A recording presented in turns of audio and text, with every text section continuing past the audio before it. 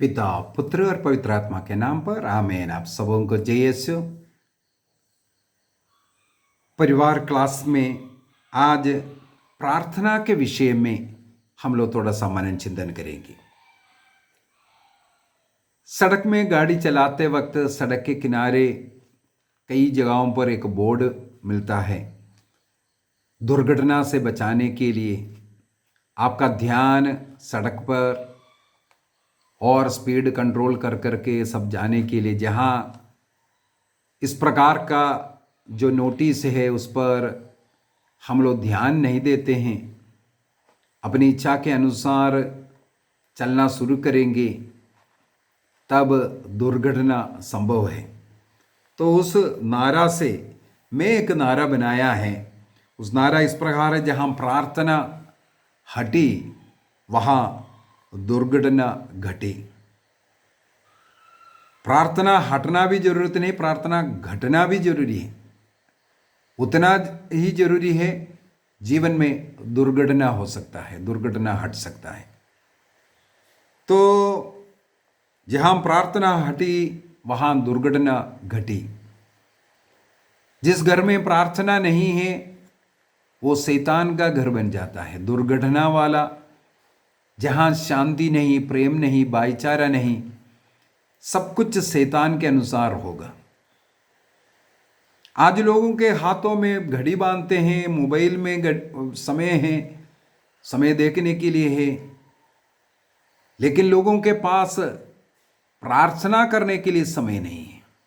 दूसरी भाषा में नौकरी करने के लिए, पढ़ाई करने के लिए, टीवी देखने के लिए, मनोरंजन के लिए, घूमने के लिए, पिकनिक के लिए, सब कुछ के लिए हमारे पास खूब समय है। लेकिन व्यक्तिगत थोड़ी समय बैठ कर प्रार्थना करने का, या हर इतवार को चर्च जाने का, प्रतिदिन घर में पारिवारिक प्रार्थना करने का समय किसी के पास नहीं है। मैं कई बार सिखाता हूँ, परिवार की प्रार्थना 1 घंटे का पारिवारिक प्रार्थना होना जरूरी है। इसे घर का पवित्र घड़ी कहते हैं, होली हावर ऑफ द फैमिली। यदि हर रोज आपके घर में परिवार के सब सदस्य मिलकर के ये होली हावर मनाएंगे, 1 घंटे का पारिवारिक प्रार्थना करेंगे, आपका घर स्वर्ग के समान बनेगा। एक नारा हमें मालूम है, जो मिलकर के प्रार्थना करता वो परिवार मिलकर के रहता है। The family that praise together stage together. मिलकर के प्रार्थना करने वाला परिवार मिलकर के रहेगा। अनेकों ऐसे परिवार है जिनके घर में पारिवारिक प्रार्थना होती नहीं है। ईसाई ये बोलते हैं, लेकिन घर में पारिवारिक प्रार्थना नहीं होता है, घर में बाइबल का अध्ययन नहीं होता है।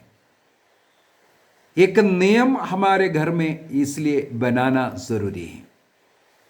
प्रार्थना का सबसे अच्छा उदाहरण ईसा मसीह है।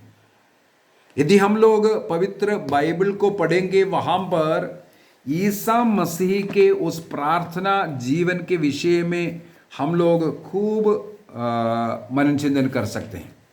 ईसा मसीह का, जैसे पिछले क्लास में मैंने बोल करके दिया, बचपन से उनके घर में प्रार्थना का एक माहौल था। इसलिए ईसा मसीह का एक आदत ही बन गया है प्रार्थना का। वो एक आदत हो गया। चर्च जाना, चर्च का मतलब है यरूशलेम मंदिर हो या सिनेगोग हो, वहां पर नियमित रूप से जाना, प्रार्थना करना, ये उनका एक जीवन का एक आदत बन गया। ये आदत कैसे, कहाँ से मिला? क्योंकि उनके परिवार में, मैंने जो पवित्र घर के विषय में, आदर्श परिवार के विषय में एक क्लास लिया था, उस क्लास में ये बता करके दिया, वहाँ का पिता, वहाँ के माँ प्रार्थना करने वाले हैं, इसलिए वो बच्चा बचपन से प्रार्थना करना सीखा। आपके मन में कभी ये नहीं रखना है वो ईश्वर था, ईश्वर का पुत्र था इसलिए वो प्रार्थना वाला बना। एक गलत धारणा है। वो 100% हमारे जैसे एक मनुष्य भी था। उस मनुष्य पुत्र को, उस मानव पुत्र को, उस बच्चे को, उनके घर में उनके पिता का प्रार्थना का जीवन, उनकी मम्मी का प्रार्थना जीवन मिलने के कारण वो बेटा प्रार्थना का आदत बना होने। तो हमारे घर में प्रार्थना का आदत होना बहुत ही जरूरी है।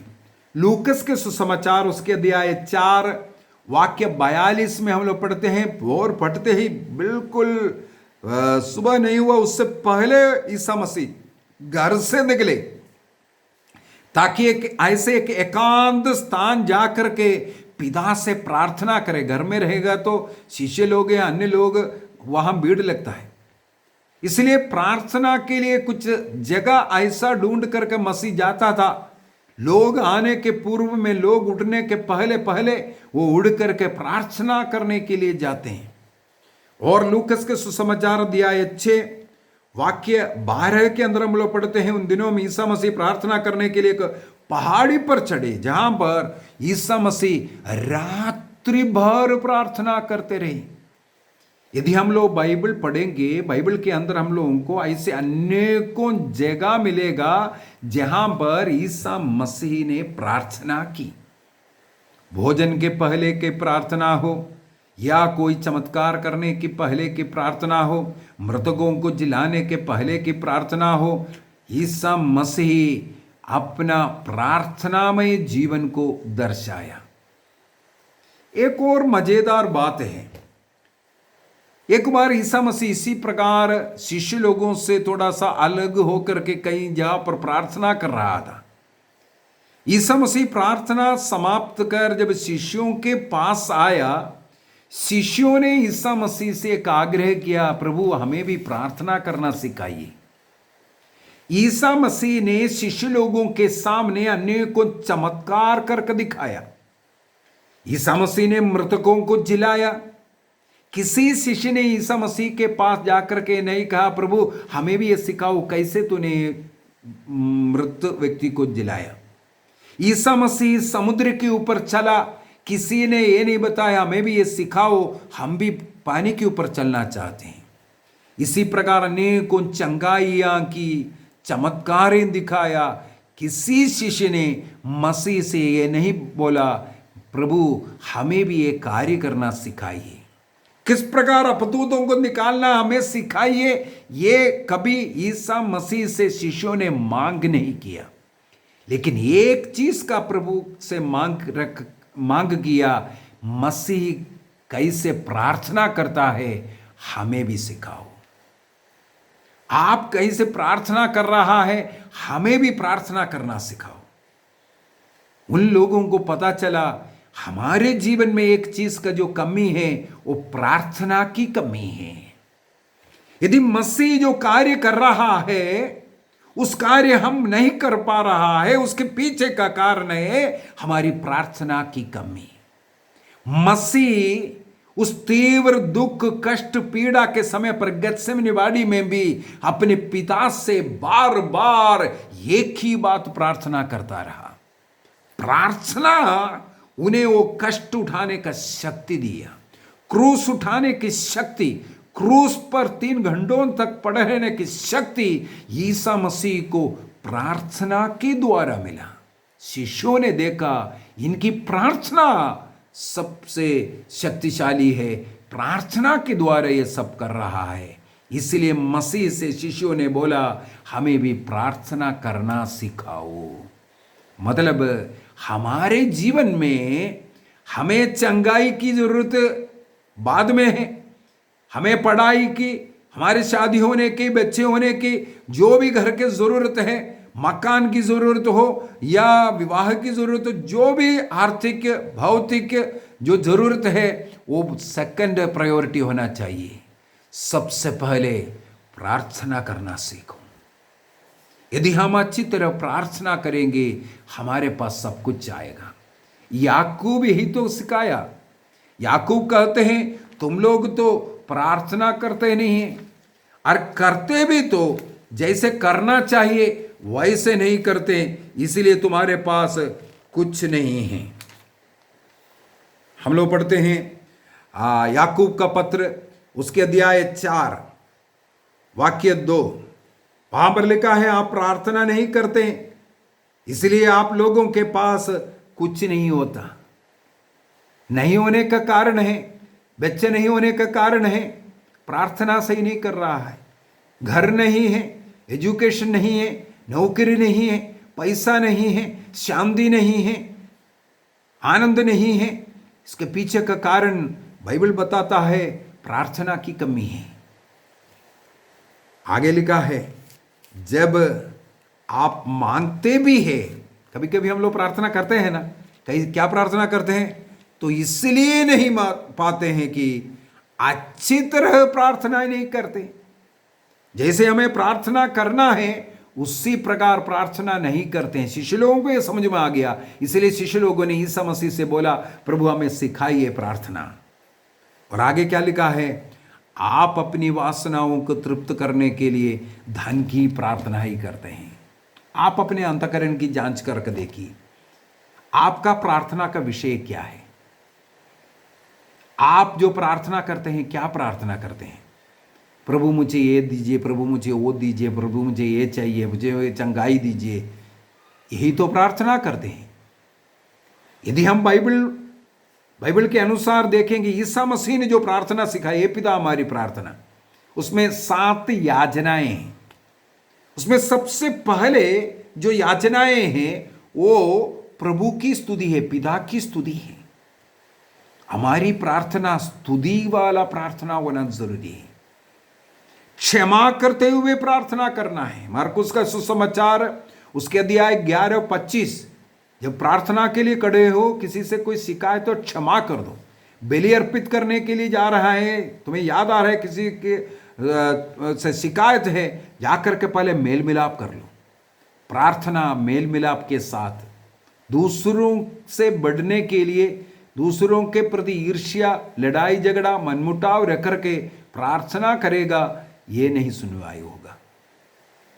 इब्रानियों का पत्र अध्याय 12 वाक्य 15, हिब्रूज चैप्टर 12-15, सब लोगों को ईश्वर की कृपा अनुग्रह मिलना ये संत चाहते हैं।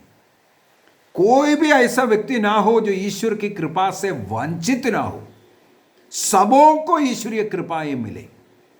आगे लिखा है तुम्हारे बीच में जो कड़वाहट है, जो कड़वा पौधा जो खिल करके आ रहा है, अर्थात जो कड़वाहट है, दूसरों के प्रति जो नफरत है, उसको अपने मन से हटाना है। कड़वाहट प्रभु की कृपा आशीष हम पर आने में बाधा है। तो हमें प्रार्थना करना है वो कड़वाहट को हटा करके मेल मिलाप की अवस्था में।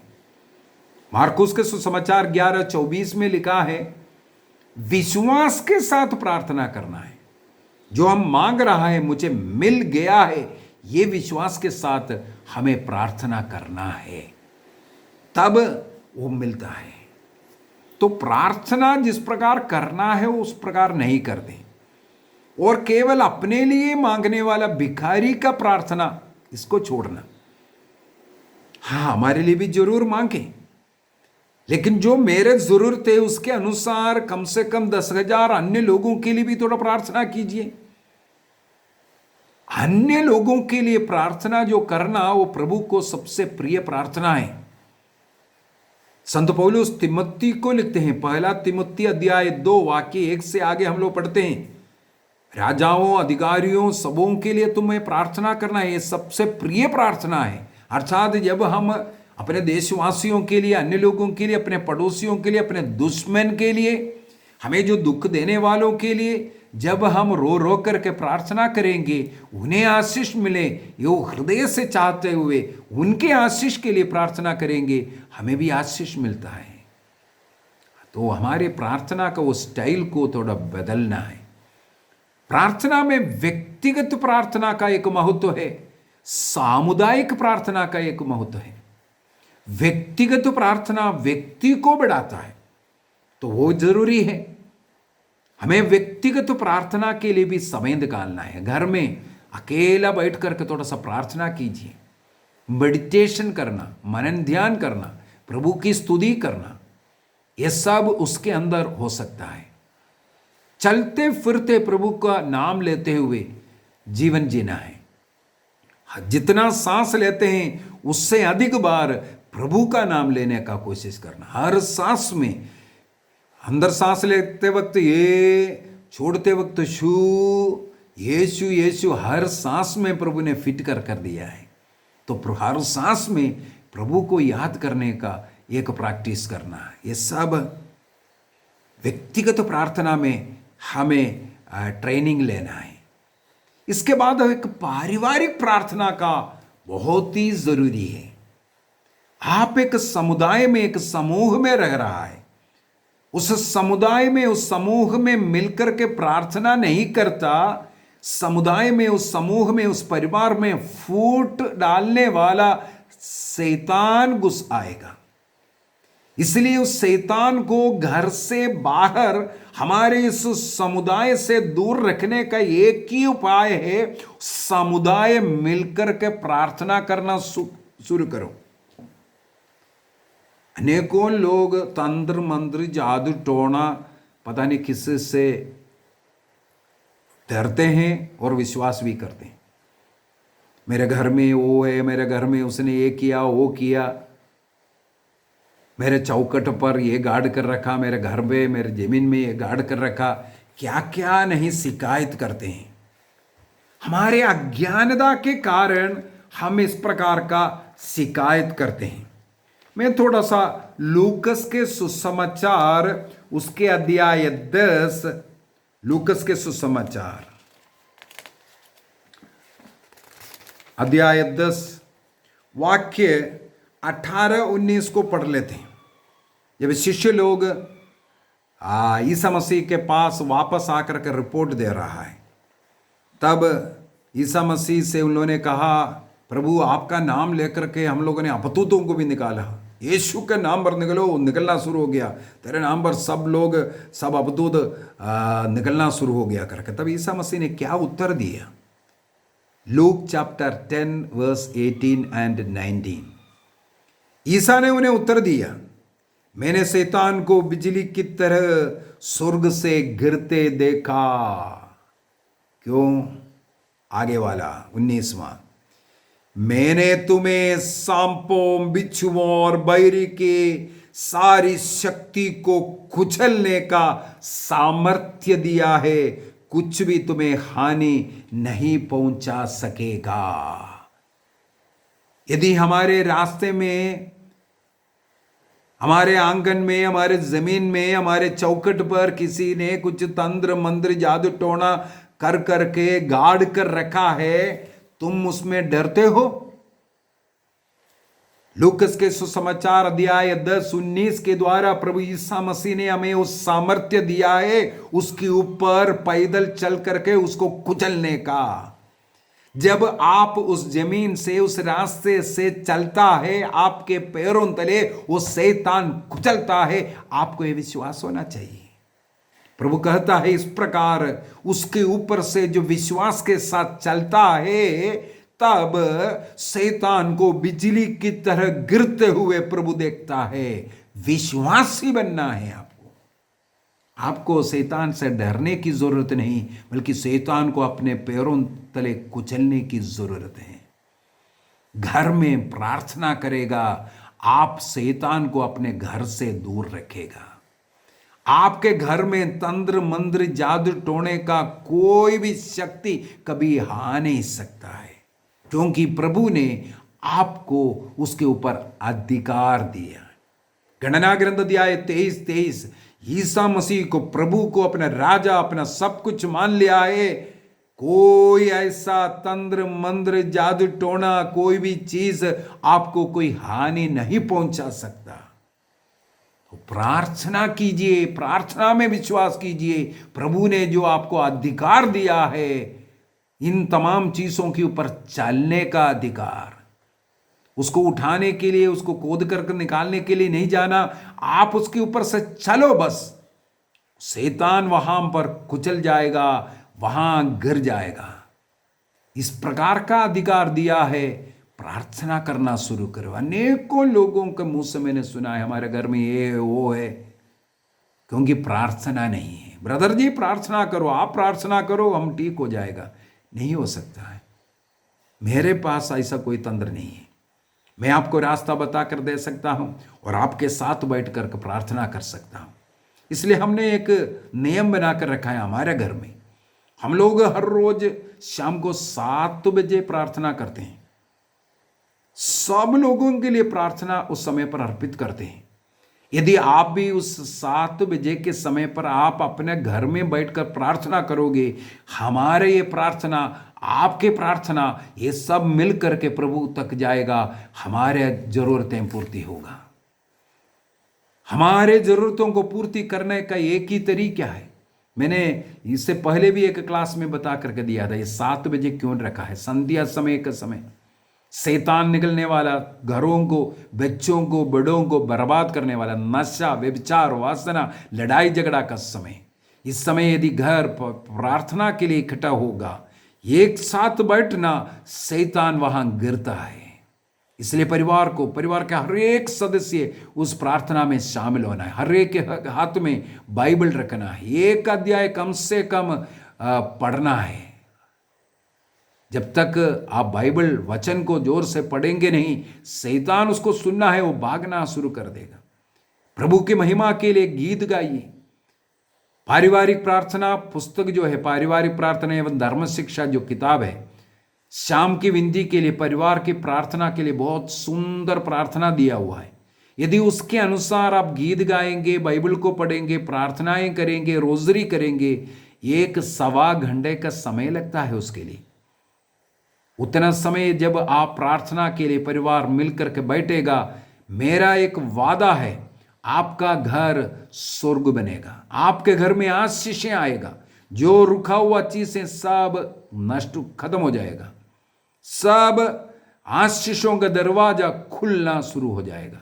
परिवार को रोज नियमित रूप से घर का हर एक सदस्य को प्रार्थना के लिए बैठना। मैं देखता हूं अनेकों घरों में स्त्री जन प्रार्थना करते हैं, पुरुष लोगों को लज्जा आते हैं। घर का मुखिया पुरोहित को बनाया, किस लिए बनाया? घर को चलाने के लिए। प्रार्थना संचालित करना है पुरुष लोग। प्रार्थना का लीड करने वाला व्यक्ति पुरुष बनना है।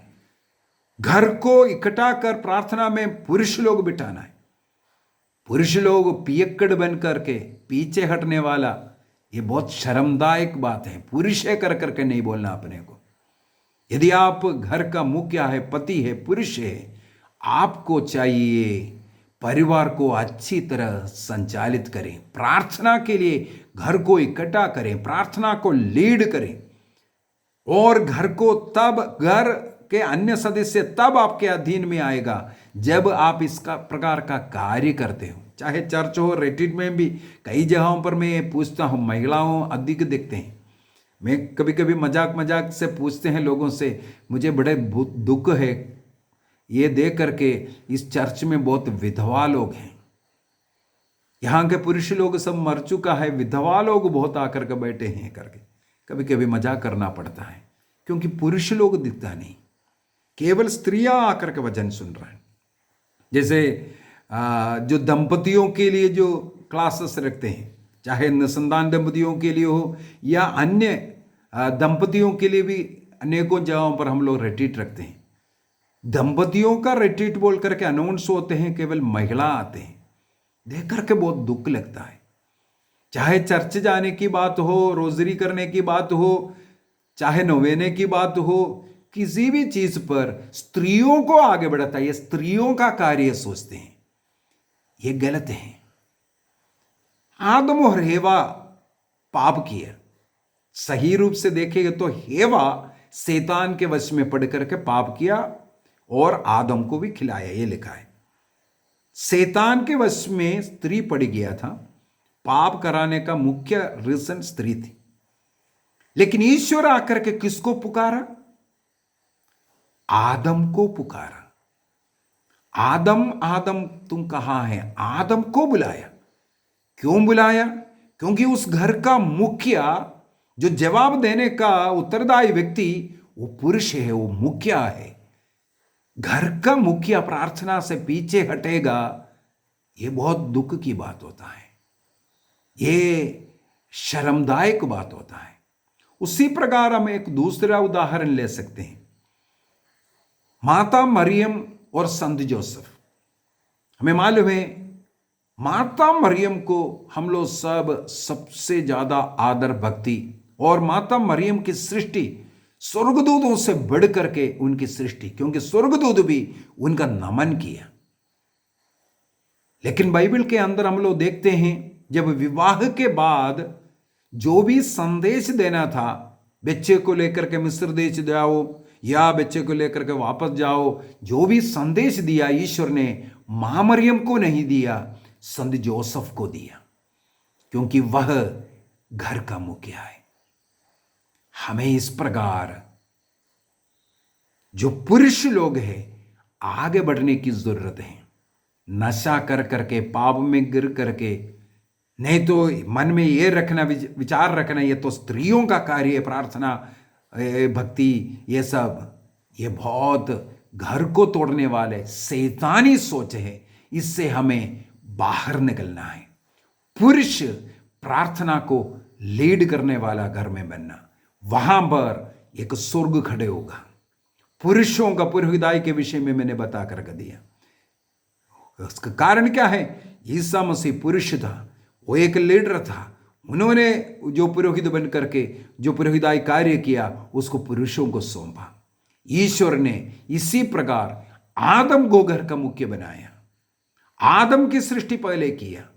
इसी प्रकार घर का मुखिया के रूप में मसीह के स्थान पर संत पौलुस एफेसियों को लिखते हुए, एफेसियों का पत्र अध्याय 5 वाक्य 22 से 24 तक, स्त्रियों जिस प्रकार मसीह कलीसिया का शीर्ष है, उसी प्रकार पति घर का मुखिया है, शीर्ष है, पत्नी का शीर्ष है। इसलिए पति परमेश्वर भी कहा जाता है।